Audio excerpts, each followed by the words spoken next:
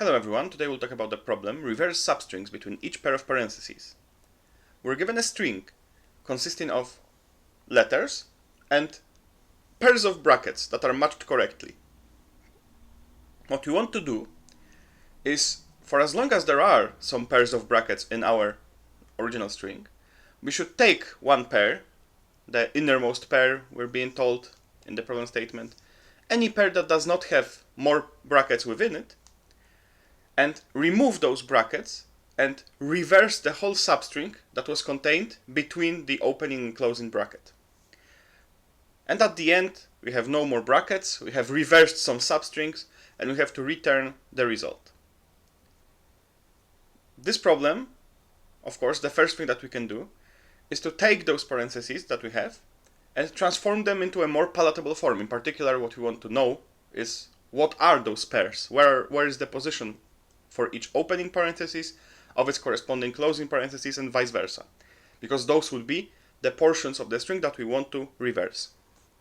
The reason is, if we find those pairs, then we can forget about parentheses existing, only look at letters, and we now have a sequence of reversals of substrings, and we just have to perform those reversals in some way.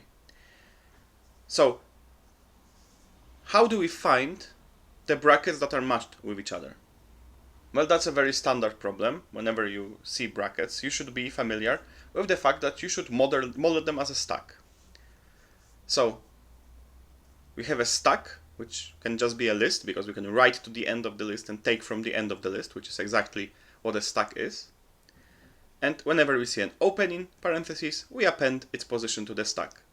When we see a closing parenthesis, we pop the opening parenthesis from the stack, and now those are the pair that's created, the innermost pair in that position.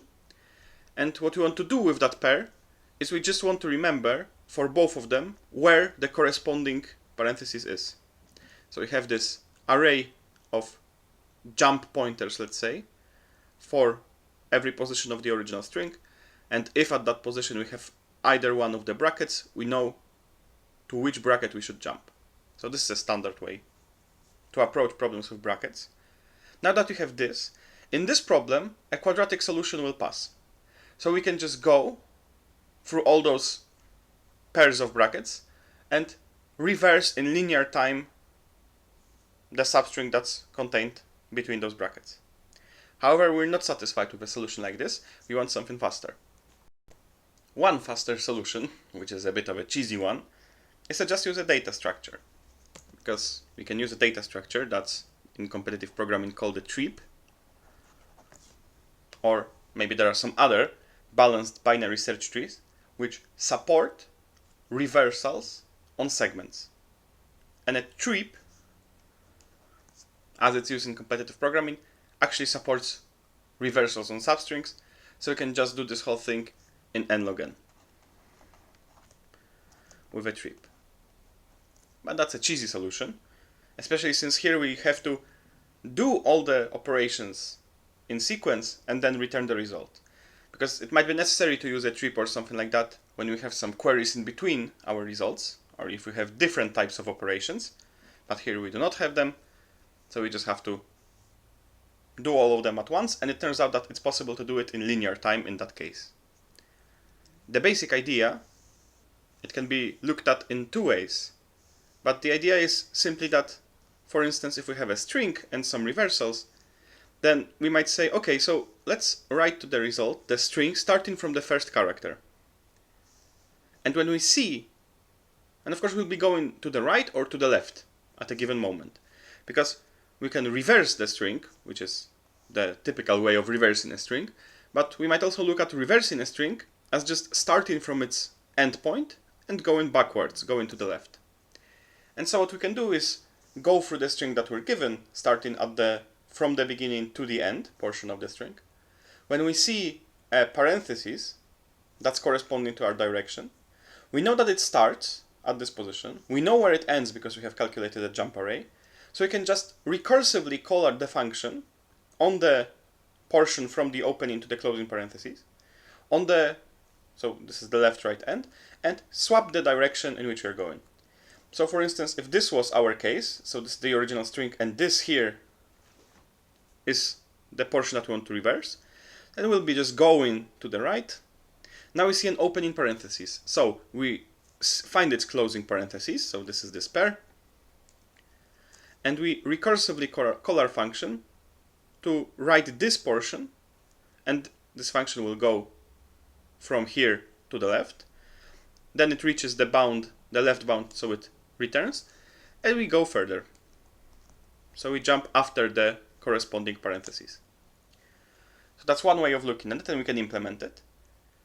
And another iterative way is to actually remember those jumps and to simulate those jumps and just switch directions whenever we have to switch directions.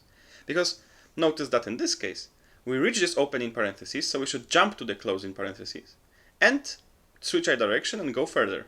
And now here we reach the opening parenthesis, so we jump to the closing parenthesis and we switch directions, so we now go to the right. This is exactly what we want. And you can actually just simulate this process using our jump array, and this is the simplest, probably, linear solution. So we just remember in which direction we're going. Whenever we jump, we just negate the direction. And at every step, we add the direction to the current position. We start at 0. We perform the operations until we go outside the bounds of the whole string. And whenever we see something that's a parenthesis, so we know it's jump pointer, we just jump to that position. Otherwise, we append the character to the string, because this is a normal character that we want to have in our result. And of course, in Python, since strings are immutable, we have to use a list and finally use a join to turn the list back into a string. And as a side note, there was a problem at Coder Beginner Contest, I think 350, problem F. This was a very similar problem because you had both the operation of reversing between parentheses, and also when you reversed, you have to swap lowercase and uppercase letters, so you have to swap their case, so lowercase became uppercase became lowercase. But you can look at that problem, you can look at the editorial to see their explanation, to see an implementation of this solution but in a recursive manner. And you can also look at solutions for different participants and maybe see different ideas that they're used. Maybe somebody used a trip, so you might look at that if you're interested in an extension of this kind of problem.